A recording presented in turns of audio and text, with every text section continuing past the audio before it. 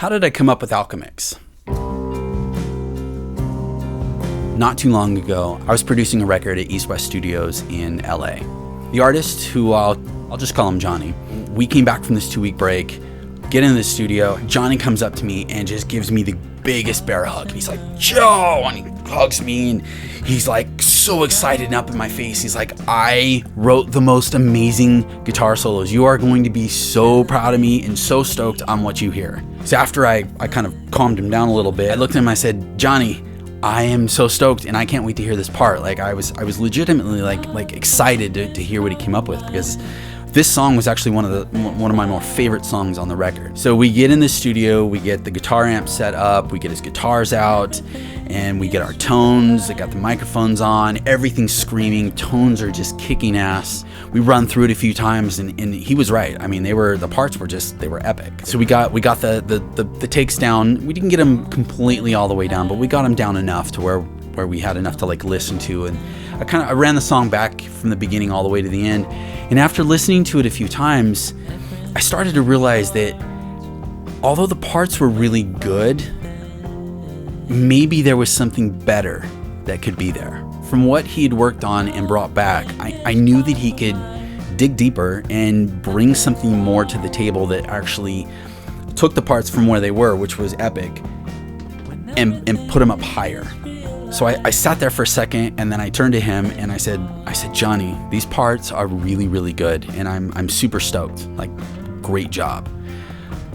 However, and the second I said however, I saw his body language change from like, he was like up and he was proud and he was just like beaming. And the second I said however, he just kind of went, like his body just kind of dropped a little bit, and I could just see the expression on his face changing. So then I explained to him, I said, look, Johnny, these parts are awesome, and I know that you got something better in there, and we're going to take this track to a whole nother level.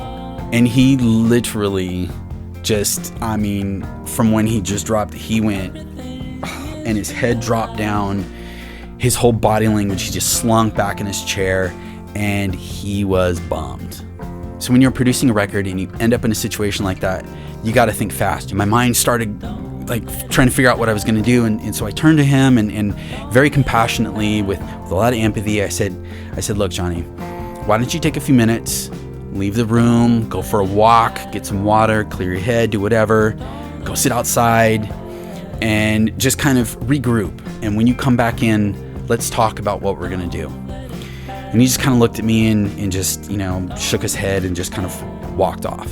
Didn't really even say anything. He just kind of left the room. So after he left, I sat there and just continued to listen to the track over and over and over, listening to these parts and trying to map out in my head what I was hearing, and taking the ideas of what he had already recorded and trying to figure out how to like take them to a different level and how to lead him through rewriting this part that he had spent a couple weeks already writing. So after a while, he came back in the room and he sat down. His body language was different. He wasn't as slumped over, and he came up to me, got real close, and he said, Joe, I trust you, and I trust that if you feel I can do better, then that's what I'm gonna do. I'm gonna sit here and do better until we're both just happy with everything. And I was like, hell yeah, that's what I was looking for. So we got to work. We rewrote and rearranged these parts. So when we were all finished recording these new parts, not only did they completely blow the old parts out of the water, but we had actually sat there and made magic together. Like we just, the creative, everything in the room creatively it just started flowing. And that creative process is what I love. That is what, as a producer, those are the golden moments. And all I really did was give him the confidence to push him to different levels that he didn't know he was even capable of, right? So that's what I mean by leading and being a producer. We need to get artists out of their own way, from getting out of their head, and we need to get them to realize that they are capable of doing more than what they think they can. And I was just there helping that process and guiding him through it and getting him to think outside of the box that he normally thinks in, and got him to write these parts that were just epic and made this song so much better.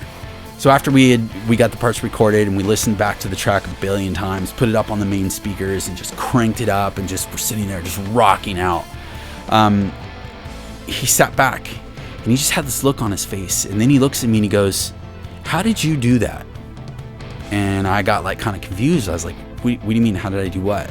He says, "Usually when I spin out like that, it takes me hours or sometimes even days to come out of that. So how did you do that?" And somehow, not only did you pick me up and got me out of my funk, but you also got me to write these parts that I never even thought I was possible of writing and playing. Now at this point, I'm sitting there just trying to like process what he's telling me, and then the engineer pops up and he's like, "Yeah," he's like, "Man, when I saw you tell him that, and I watched him shut down, and he's like, I thought the session was over. I thought we were going to go home for the day, and then I didn't even know if we were going to come back tomorrow and continue working because he shut down hardcore." And the engineer looked at me and he says, "Yeah, that was badass. How did you do it?"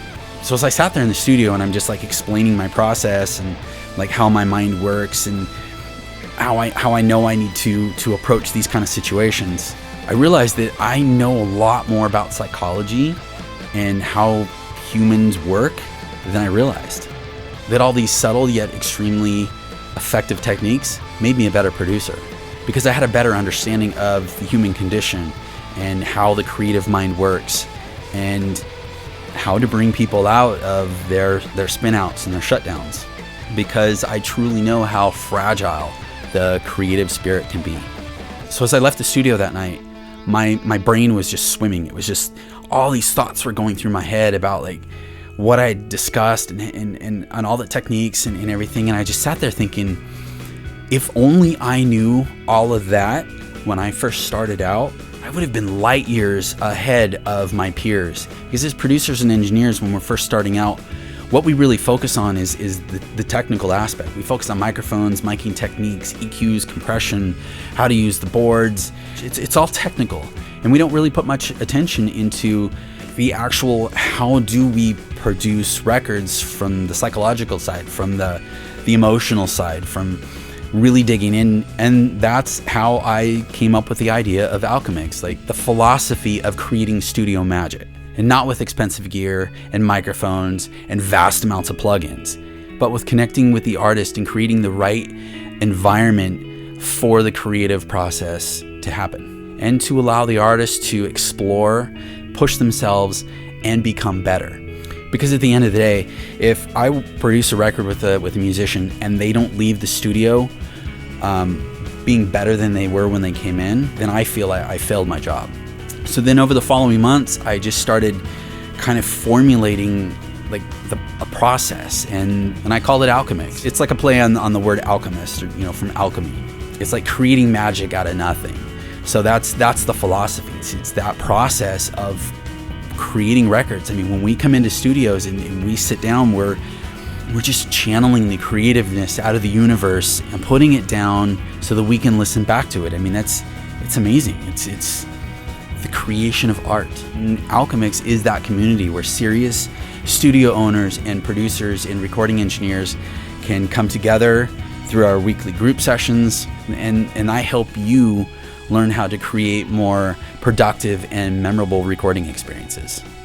And I truly wish that I had something like this when I was first starting out, because in my early days of grinding, I focused so much on that technical side that I didn't understand this side, and it took me years and years and years to get in touch with this side that has made me the producer I am today, and that keeps my artists coming back to me every time they record a record or need a song mixed or produced or whatever.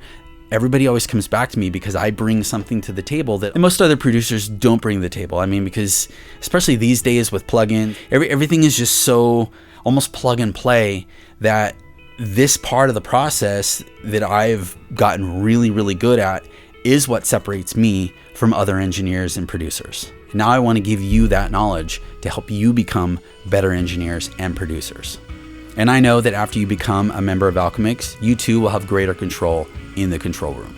And if that's not enough, check out the reviews from current members below. Cheers.